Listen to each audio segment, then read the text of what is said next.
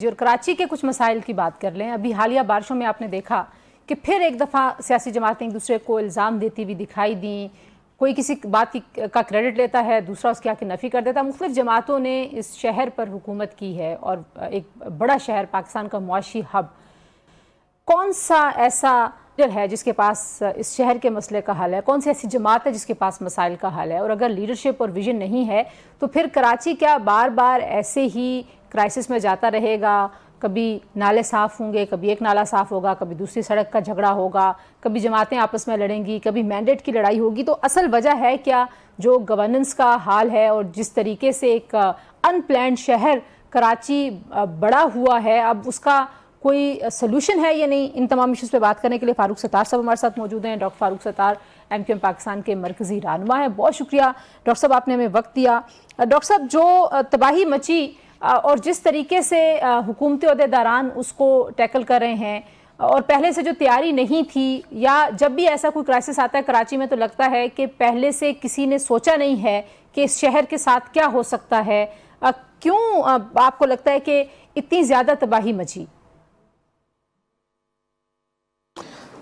سب سے پہلے تو یہ کہ اتنی بصیرت نہیں تھی, ایسا ویژن نہیں تھا, وہ دانش نہیں تھی کہ اس چیلنج کو پہلے سے بھانپ لیا گیا ہوتا. اتنی پیشن گوئیاں ہوتی رہیں. ماہر ماحولیات, ماہر معیشت اور سائنسدان ایک عرصے سے چلا رہے ہیں, چیخ رہے ہیں کہ گلوبل وارمنگ یہ جو ہے ایک حقیقت ہے, جو درجہ حرارت بڑھ رہے ہیں یہ حقیقت ہے.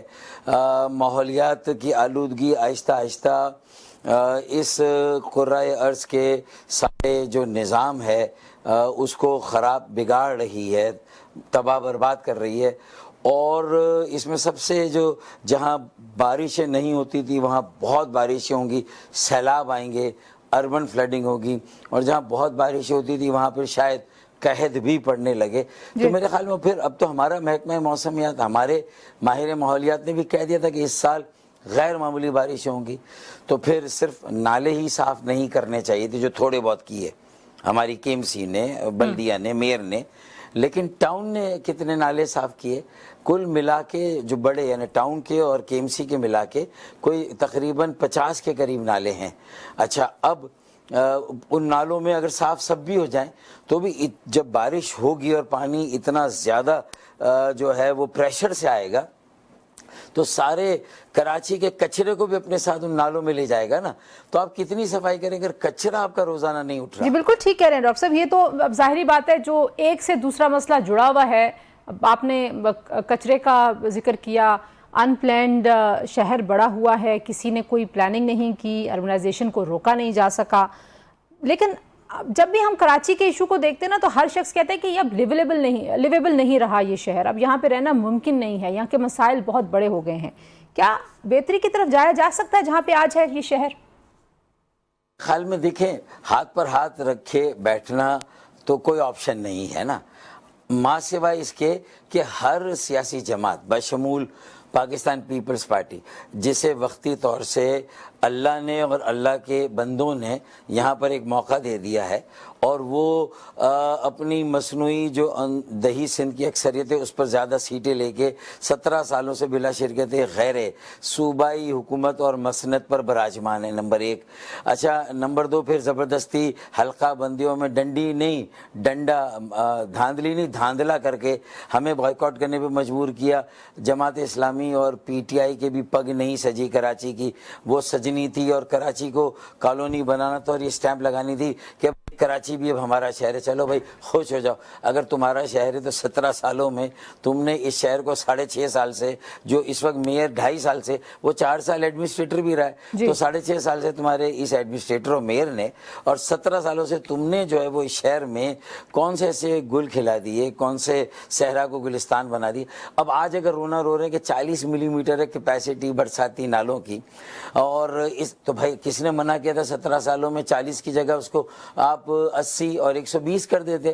200 ملی میٹر بارش اگر برداشت نہیں کرے تمہارے نالے تو صرف وجہ نالوں کی سائز کا چھوٹا ہونا نہیں ہے, ان کی گہرائی کا کم ہونا نہیں ہے, بلکہ جو کچرا وہ پانی کے ساتھ آتا ہے، اور جو سیوریج کی لائن ہے وہ برساتی نالوں میں کنیکٹڈ ہے، اور یہ کئی سالوں سے آئیڈینٹیفائیڈ ہے، ڈاکٹر ڈائیگنوزڈ صاحب ہے۔ پھر آپ پھر مسائل، میں کہہ رہی ہوں نا، مسائل کا چکر ہے، مطلب وہ گھن چکر ہے ایکچولی، وہ اس میں تو جائیں گے تو پھر وہ آپ وہی ہمیں ایکسپلین کرتے رہیں گے۔ میں حل پوچھنا چاہتی ہوں، یہ پولیٹیکل ول سے ہوگا یا ڈنڈے کے زور سے ہوگا؟ پھر ڈنڈا تو ظاہر ہے پھر کوئی اور اٹھائے گا اگر سیاسی جماعتیں تمام کی تمام مل کے کچھ نہیں کر پا رہی تو۔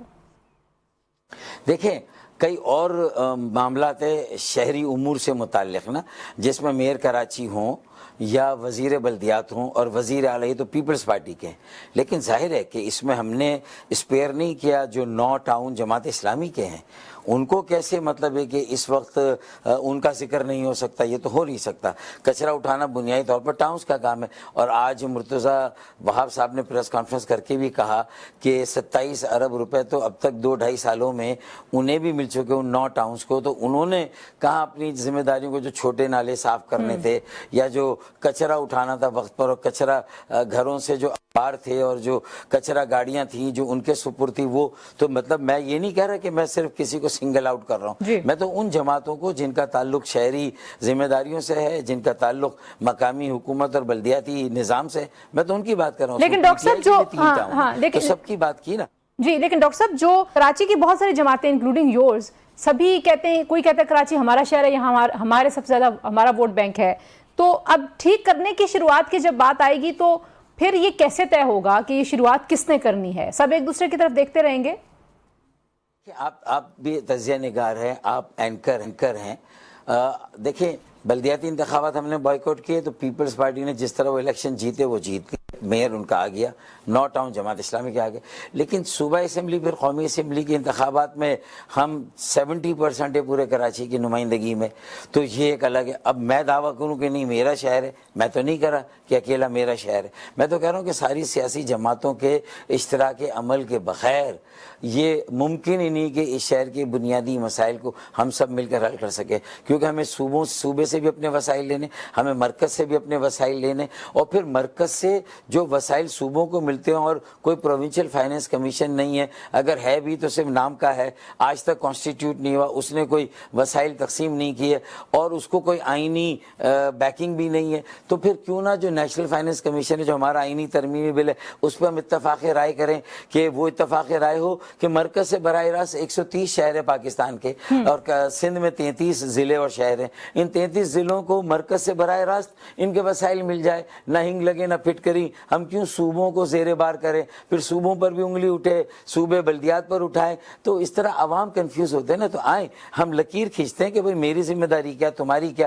گورنر نے یہ کہا کہ آئیں یہ ساری باتوں کو بیٹھ کے سمجھاتے، اور گورنر کے اور میئر کے تعلقات پہلے سے بہت بہتر ہیں، یہ ایک خوش آئند بات ہے۔ یہ تو بات ہے، لیکن آپ نے خود NFC کا ذکر کر دیا، اور آپ کہہ رہے ہیں کہ براہ راست پھر شہروں کو جانی چاہیے، کیونکہ جس صوبائی خود مختاری کی جنگ تھی، وہ جو ٹرکل ڈاؤن ایفیکٹ ہونا چاہیے تھا، جو گراس روٹ لیول پہ جانا تھا، مقامی سطح پہ جو فنڈز جانے تھے اور ترقی، وہ تو نظر نہیں آ رہی نا۔ یہ تو آپ بھی میرے خیال میں یہ سجیسٹ کر رہے ہیں۔ اب وفاق جو ہے وہ غور کر رہا ہے کہ NFC میں یہ جو شیئرنگ ہے، اس کے فارمولے کو اثر نو اس پر غور کیا جائے، تو آپ کیا سمجھتے ہیں کہ یہ ہونا چاہیے؟ ڈو یو تھنک کہ وفاق ٹھیک سے سوچ رہا ہے اس حوالے سے؟ دیکھیں اگر یہ نیگوشیٹ اب ہو رہا ہے تو آرٹیکل 160 کا غالباً کلاس 2 ہے، اس کا سب کلاس ڈی ہے، اس میں یہ گنجائش ہے کہ صدر کوئی بھی ایک ایسا ایجنڈا ان چاروں وزرائے خزانہ اور وفاقی وزیر خزانہ اور جو 4 ٹیکنوکریٹ ہوں گے ان کو دے دیں کہ بھئی جو روایتی وسائل کی تقسیم ہے کہ 84-85% آبادی پر صوبوں کے درمیان تقسیم ہوگا، پھر کچھ ان کے رقبے پر، کچھ ان کی پسماندگی پر، اور کچھ ریونیو جنریشن پر 5% یہ شروع ہوا ہے کہ جس صوبے سے زیادہ ریونیو آئے اسے تھوڑا سا اس کو، تو یہ ساری چیزوں کو بنیاد بنا کے اگر صوبوں کی پاپولیشن لی جاتی تو صوبوں کی پاپولیشن تو ان کے ضلعوں کی آبادی کی مرہون منت ہے نا، تو وہ نیشنل فائنینس کمیشن ہی خود ایک ایسا فارمولہ دے دیں جس میں ان بلڈ اور وہاں سے ڈائریکٹ شہروں کو مل جائے، اور مرکز کے پاس چونکہ وسائل کی کمی ہے، 700 ارب روپے بے نظیر انکم سپورٹ پروگرام کے بھی جو ہے وہ مرکز دے، اور اس کے مقابلے میں ڈیولپ PhD ڈی پی 900 ارب کا, تو یعنی صرف 200 ارب کے, یعنی 900 ارب کا پی ایچ ڈی, 700 ارب, جس میں آپ لوگوں کو محتاج بنا رہے ہیں. صرف ان کو 10,000 15,000 مہینے کے یا 5,000 ملتے ہیں, اور وہ صرف ان کو مل رہے ہیں, اور اس پر آپ اپنا ووٹ بینک بنا کر ان سے ووٹ لیتے ہیں.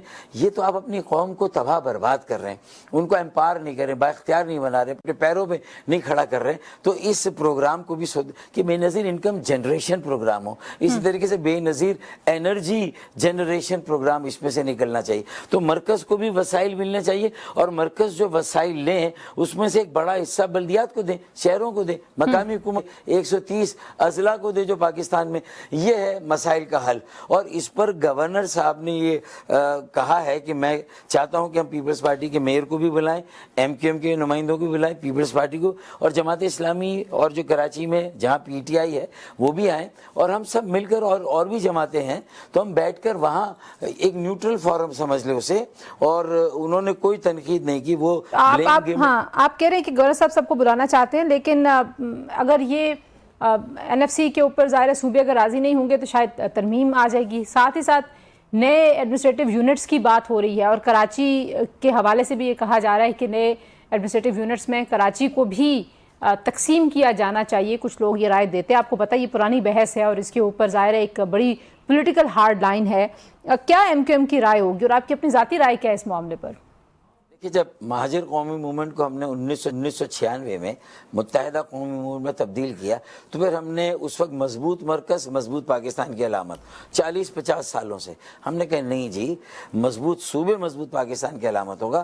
ہم پیپلز پارٹی کے ساتھ کھڑے ہو گئے, قوم پرستوں کے ساتھ کھڑے ہو گئے, بلوچستان کی باپ اور دوسری جو پارٹیاں بی این پی ان کے ساتھ کھڑے ہو گئے, ہم اے این پی کے ساتھ کھڑے ہو گئے کہ صوبائی مختاری ہی صحیفہ ہے اور اسی سے سارے مسائل حل ہوں گے. تو چلیں پھر آئیں, اور اللہ کا شکر ہے کہ یہ بیٹر سینس پریویل کر گئی.